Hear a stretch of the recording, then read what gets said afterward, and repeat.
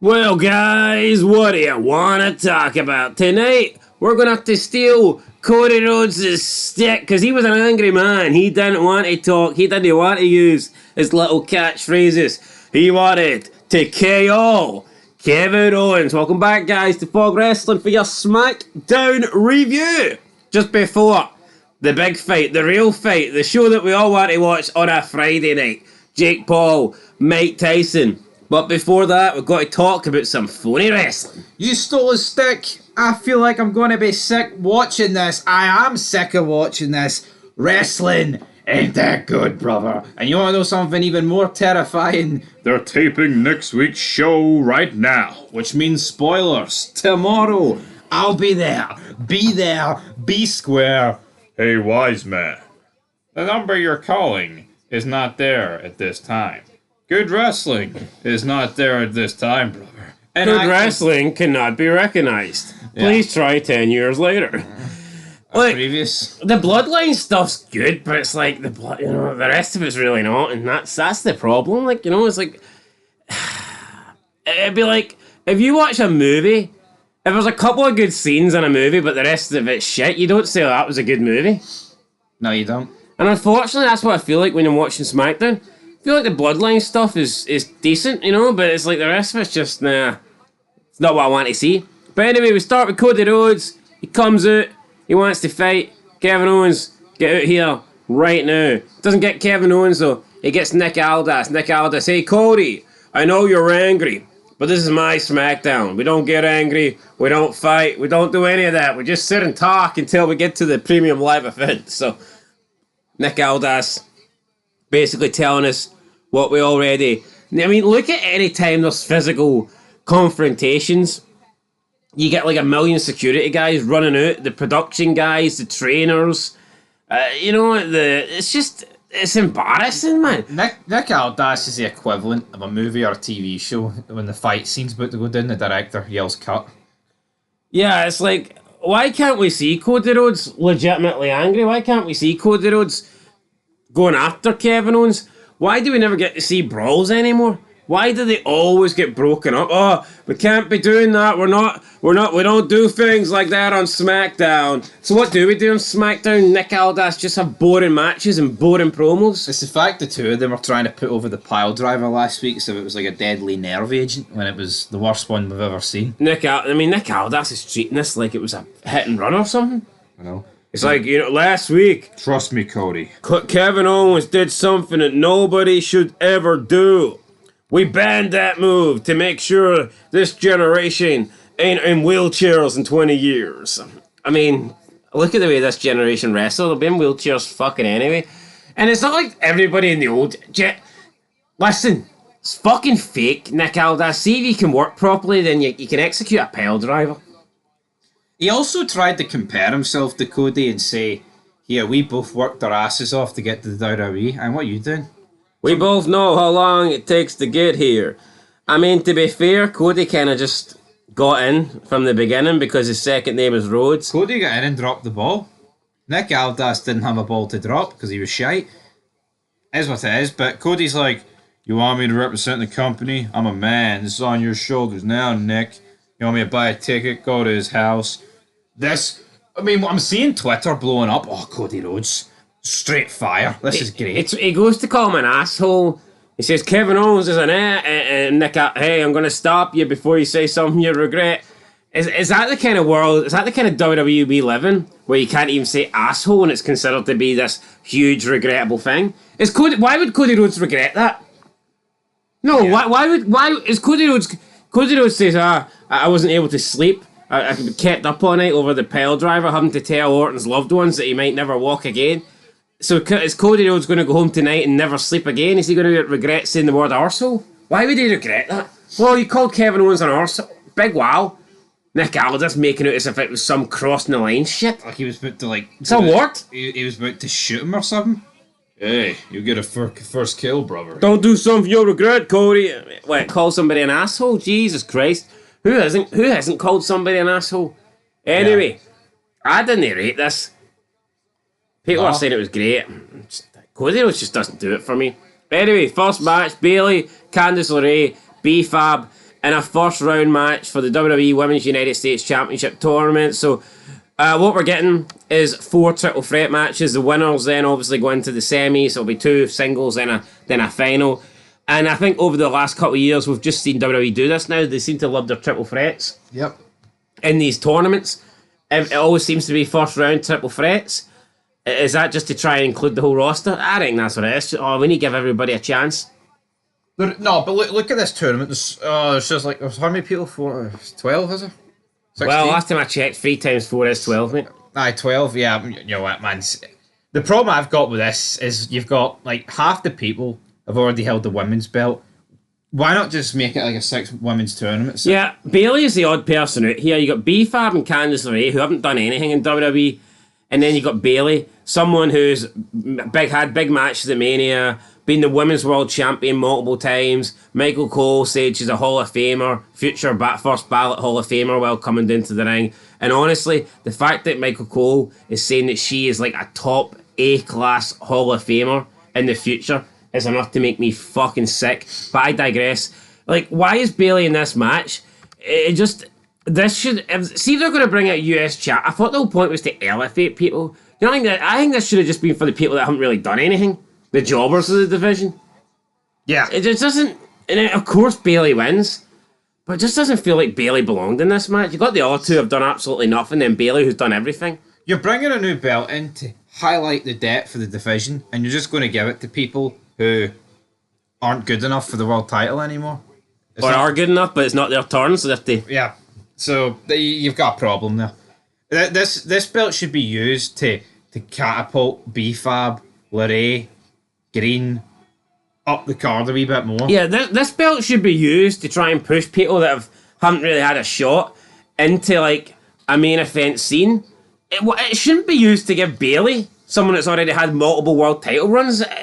See in the past, to see if the US and IC titles were just used for the main eventers who didn't have the world title, no one would get fucking over. Yeah, no one would get worked their way up the card. So I don't know why Bayley won this, but she did. Also, Naomi's in the bracket. She's in this tournament despite competing for the world title tonight. Make that make sense. Yeah, no, it's ridiculous. Why not just not announce the match and just next week the match is there? Yeah, but why should she get 2 fucking opportunities, 2 bites at the cherry? Not enough women, that's why. We get a video recap of The Rock's recent appearance on Jimmy Fallon's show. Had a little pillow fight. Not quite as good as the Diva pillow fights, but here, it was alright. Apparently The Rock was pissed about Jimmy Fallon doing this, but I didn't really see that. I think it's just people making a mountain out of a molehill. What do you call him? Jimmy Fallon? Nah, that's not what I heard. Jimmy Thielen? Might have been that. Jimmy Fallon or something, you called him? I think it was Thielen. Anyway, let's move on here. Oh, I see American talk hosts, man. They're fucking embarrassing. Especially on November 6th. Actually greeting at the start of their podcast and their show. Anyway, I'm going to greet, because up next we got LA Knight, Open Challenge. Oh, do you want Chelsea Green, Piper Niven, bumping into B-Fab backstage? Oh, aye, they make fun of you. You're a loser. We're going to win the championship. Then Michin appears with a kendo stick, basically says, hey, back off my girl, and they back off. And Lesbian. hey, you're Chelsea, trash can. Trash can Chelsea. Right. Triple H's nose tasted particularly good tonight, brother. LA Knight then does an open challenge. Legado del Fantasma came out. Is that really into it? Yeah. What can I say? I mean, he won, and Nakamura, with his eyes looking a wee bit bloody, attacked him. It's fall asleep. I don't think his eyes look bloody. I think it was like face paint or eye mask or some shit like that. But his eyeballs... Eye mask, face paint, bloody eyes, shite, jobby shite. Right, does it really matter? Nakamura is done. He's been in WWE... See, in January, he'll be in WWE 10 years. But Elektra Lopez looking pretty hot, and she's in this US tournament. That's the kind of people I think should be winning and advancing to the next round, not a Bayley. Yeah. People like Elektra Lopez haven't done anything. Someone that, you could elevate from, like, basically nothing into, like, mid-card status with a big win. I just don't see why Bayley's winning. Honestly, man, I don't understand it. I don't get it. Anyway, we know that what's his name, Santos Escobar has no chance of winning. And when it's not even him fighting, then LA Knight can't lose. Maybe next week it'll be the other guy, Angel Garza. I went down to the Mexico. But Humberto Carrillo loses. Boring. Who cares? Up next. Anyone who says they're interested in this is lying. No, yeah, fucking bona fide lie, man. 100% lie. Jey Uso tells Jimmy they need to tidying up before heading into the OCT. Yeah, you know, it is what it is. Sammy's saying it's like, you know what, I might know somebody. But you're right. They said that last week or whatever. Past few weeks. If we do this, we have to be equals. It's no more you being in charge. And look at them, the way they sneak around back. Oh, the tribal chief's coming. We need to get prepared before we speak to him. At the end of the day, man, it does feel like they're the students and Roman Reigns is like the principal, or Reigns is the king and these guys are the peasants. What is this? So, is this? They're waiting on Roman Reigns arriving. Why are those three hanging about fucking waiting? This can be nothing other than poor writing. See if they're equal. Why are those three not in the locker room? And why is it Roman Reigns' locker room? Why is it not the Bloodline's locker room? This is a TV show, right? I am not fucking buying that Triple H has forgot what he wrote last week. And if he has, that's unacceptable. You know what I mean? Yeah. Like, you can't... Yo, Jey Uso's reasoning for not wanting to join was, here, you treat us like shite. I want to be equal. Sami Zayn's was pretty much the same and he wanted an apology. This week, they're running around, like you said, like students to the teacher. It's fucking embarrassing. No, that is insulting the intelligence of the viewer. Like, see if a TV show, right? Oh, we need to get ready before Roman gets here. See if a TV show did something in episode 4, then completely fucking contradicts it in episode 5. See, by episode 6, you wouldn't fucking tune back. But the reality is, we're in this till we die. For whatever sick reason that is. We're in this for the long run. Right, then Solo comes out. Roman Reigns arrives. They're sitting, they watch Solo. Milwaukee, acknowledge me. But before he can bore us with a promo, all hell breaks loose. We get a big brawl, 4-on-4. Bronson Reed appears for absolutely no sense whatsoever. What logic was behind this? I don't think there was any. Hits a couple of tsunamis. Cole always sells the tsunami. I mean, I can appreciate Cole trying to get this guy over with his finishing maneuver, but just Cole doesn't come across as authentic. Tsunami! Cole. See when JR was commentating, I felt like I was getting lost in the moment. I legitimately felt I was ringside. I felt like JR was like legit calling it and it was fucking real. See when Mike barbecue sauce in your mouth. See when Michael Cole's calling it, man. No, but you feel like he's just like playing it up to paid to do a job. Yeah, you feel like he's just there having fun. Tsunami! Hey! You know, it's like it doesn't. He was better under McMahon. See when McMahon had him under a fucking hostage. See now that Michael Cole thinks he's a big man because he's got some freedom. And people are like, oh, I love this version of Cole, he's enjoying himself. You're not there to fucking enjoy yourself. You're not there to have a laugh and a piss take. Oh, I'm going to sit and commentate 2 hours with my mate. Oh, Wade Barrett, we're going to enjoy the show. You're not there to enjoy the show. You're there to fucking tell the stories. You're there to put people over. Not so you can have a good time. Bullshit. Yeah. Did you have a good time during this segment? No, absolutely not. And why is Bronson Reed coming out? Honestly, well, for what reason? Didn't even explain it. Now, maybe it'll be explained on the taped Raw, the taped SmackDown, but why would Bronson Reed just appear? See, to be honest, right, I think this segment was fine. Apart from the big problem is Bronson Reed being there is ridiculous, and Jacob Fatu using a moonsault as a beatdown. What? Nah, but look at it. Look at everybody in the blood. It's just super kick party, man. Also, they're all dressed in black. Yeah, it's hard to... LA Knight and the other guy were dressed in red. That's a cardinal sin. There's just no reason that should be happening. But nah, man. Black tights. Honestly, I like the Bloodline when they're doing stuff backstage and they're doing like the wee segments. That's my... See this Bloodline brawl? I don't like it, honestly, man. It's just it's a super kick party. Since Mania... It's like the Young Bucks. Everybody does super kicks. Oh, the werewolf, Jacob, he's special. He's a monster. He's like no one else. He's just doing super kicks like Jey and Jimmy Uso. It's super kicks.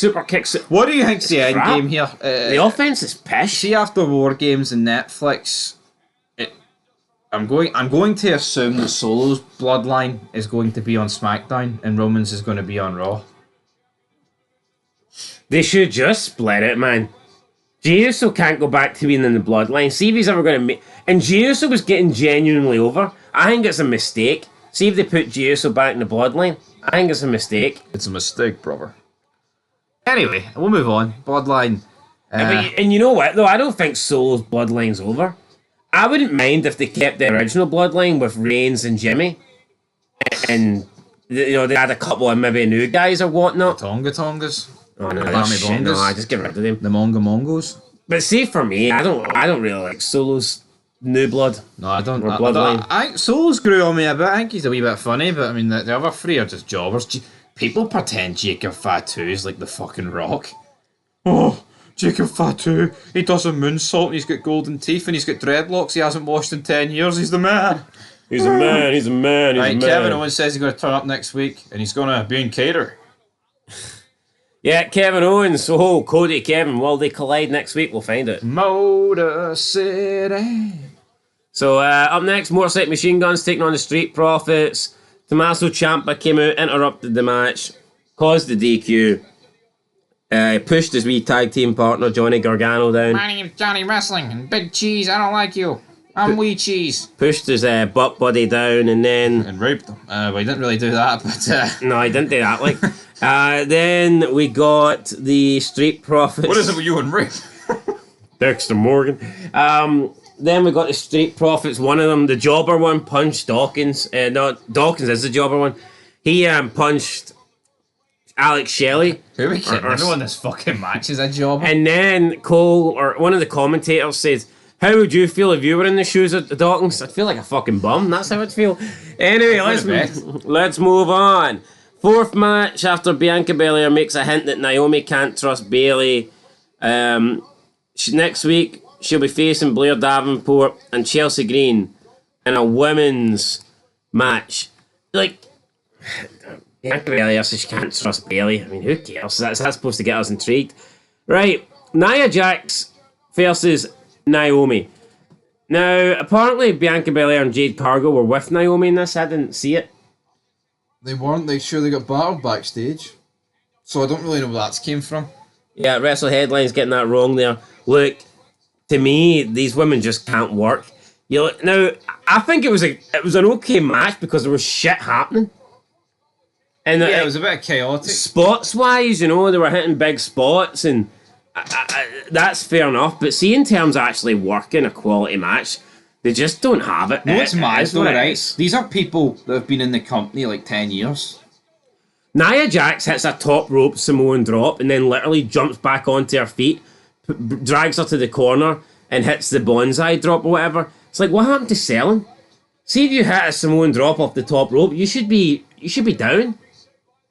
Yeah, I know, it's ridiculous, but it is what it is. Nia Jax wins. You obviously know, right? It was a fun match, but they just don't have. They're not. They do a spot workers. On the outside. Naomi ain't doing shit. She's waiting for the camera to come back on her, and there's like a 5-second delay. The best women's match that I think we've seen in years and years. The best women's match I can remember in a long, long time in WWE was Trish Stratus versus Becky Lynch.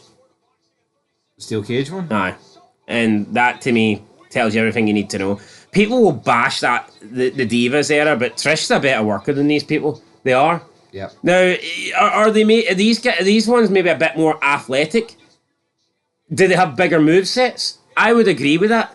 But in terms of working, look at who Trish Stratus, Lita, look at who they were, look at that era, right? Look at who they were working with. Look at who they were being trained with. Yeah. Look at this current era. Look at they're learning their craft from. Yeah. So, the women today, they might have maybe a flashier moveset. They might be more athletic. But are they better workers? In-ring workers? Absolutely not. There's a lot of great workers that weren't necessarily great wrestlers. You don't have to be a great wrestler to be a great worker. No, I know. I mean, look at some of the guys that could really work in like the 90s or whatever, in the 80s, and they didn't have big movesets, they weren't really athletic or whatever. If we don't care about you, I'm not going to care about your moveset. Anyway, Roman Reigns, right? It cuts to him backstage. Phone the wise man. I thought he was going to phone Seth Rollins, but he didn't. This number is not available right now. Can you fucking ring Chris Benoit then? Yeah, so it was good though. Roman Reigns, he's backstage looking beaten up, and He calls the Wiseman, and the number's just not there. The number doesn't exist. So what's happened to? I mean, that's intriguing though. That gets me in. But the problem is, I just feel like they don't really follow up with this. Or next week, you have to maybe watch a 2-hour shite show just to get like 2 minutes of finding out what's next. The answer machine at Paul Heyman's house or something. I want to see Paul Heyman. I'm intrigued now. I want Roman Reigns to follow up on this. See, next week, I want Roman Reigns trying to reach out to Paul Heyman. Or at least Roman Reigns asking... Well, he's not going to ask Brock, is he? But, I mean, can we not get Roman Reigns, like, asking someone else, have you heard from Paul Heyman? How great would it be if we got Brock? Not getting him, like... Imagine Reigns just called Brock. Hey, Lesnar, you seen Paul? You seen Paul lately? So, aye, look, we'll see what happens. This SmackDown... I like the Roman Reigns. Look, the main event was fun. I'm not bashing it. I just don't think these women are good in-ring workers. But it was a fun match. They hit all their spots and all this, and it was a bit chaotic with interference. So at the ending was all right. Bloodline stuff was all right. Bloodline brawl was all right. But honestly, other than the women's main event and the Bloodline brawl in the ending, it wasn't good. Do you not see, though, how, like, I can draw a lot of similarities between what the Bloodline are doing and what John Moxley's doing on Dynamite, but the difference is WWE pad out the Bloodline stuff with actual stories and, like, backstage stuff in between. Moxley's kind of got one and done. The beatdowns are the same shit, but it's how you incorporate them. Yeah, look, and also, you know, Roman Reigns battering Solo and, like, the Usos being out there. I mean, that's better than JD fucking whatever his name, Drake, getting beat up by Moxley. Moxley. I'll give it a 3 out of 10.